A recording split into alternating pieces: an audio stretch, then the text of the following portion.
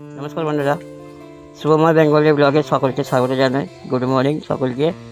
তো আজকে বেরিয়েছি একটু কাজে। তো এই বেরিয়ে আজকে রাস্তায় এত পরিমাণে রোদ বেরিয়েছে, তো এই গাছের তলায় একটু দাঁড়ালাম। এত গরম লাগছে, ওই ঠান্ডার জন্য একটু দাঁড়ালাম এখানটা।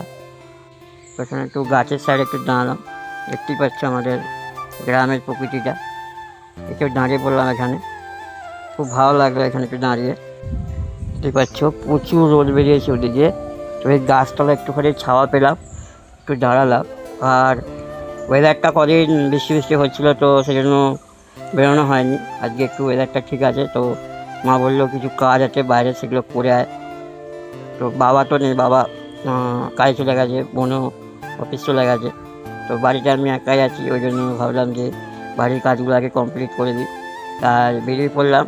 আর এত পরিমাণে রোদ বেরিয়েছে, তো গরম লাগছে প্রচুর, তাই গাছের ছাওয়ায় একটু দাঁড়ালাম। তো একটা কথা বলি সকলকে, তো একটা গাছ আপনারা কেটে ফেলছেন, একটা প্রাণ আপনারা নষ্ট করে দিচ্ছেন।